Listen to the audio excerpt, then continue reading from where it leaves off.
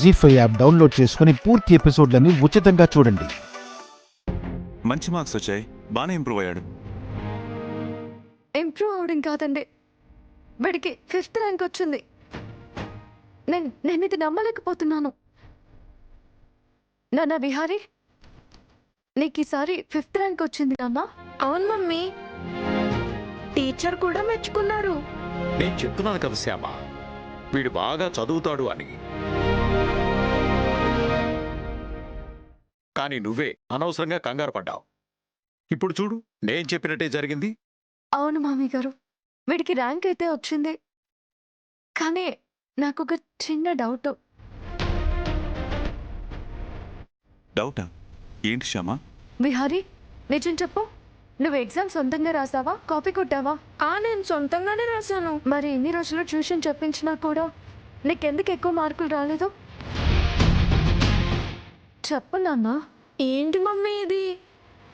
Marks తక్కువ వస్తే తిడతావు, ఎక్కువ వస్తేనేమో నమ్మవు. నీకేమైనా డౌట్ ఉంటే స్కూల్కి వచ్చి కనుక్కో. అమ్మా శ్యామ, వీడిని నమ్మమ్మా. వీడెందుకు అబద్ధం చెప్తాడు? అవును శ్యామా, విహారీ చెప్పింది నిజం. వీడు సొంతంగానే పరీక్ష రాశాడు.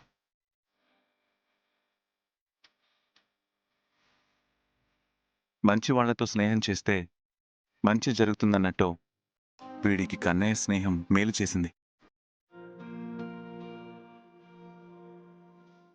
మన విహారీకి ఈ రోజు నీ మార్కులు రావడానికి కారణం కన్నయ్య. తనే దగ్గరుండి వీడికన్నీ నేర్పించాడని వీళ్ళ టీచర్ నాకు ఫోన్ చేసి చెప్పారు.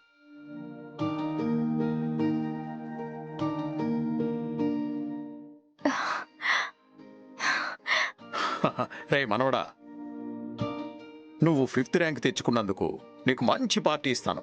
Okay okay, bye bye. Bye.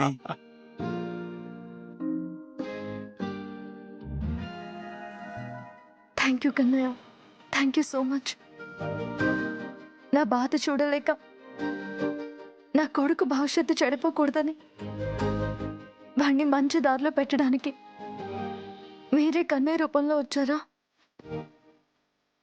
నా కొడుకుని మంచి బాటలో నడిపిస్తున్నారు. వాడికి మంచి మార్కులు వచ్చాయి.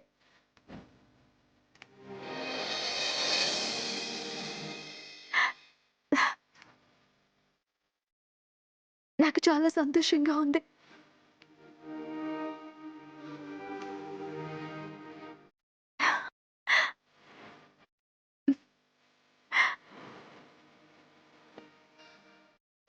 జీ5 యాప్ డౌన్లోడ్ చేసి అన్ని ఎపిసోడ్స్ పూర్తి ఉచితంగా చూడండి.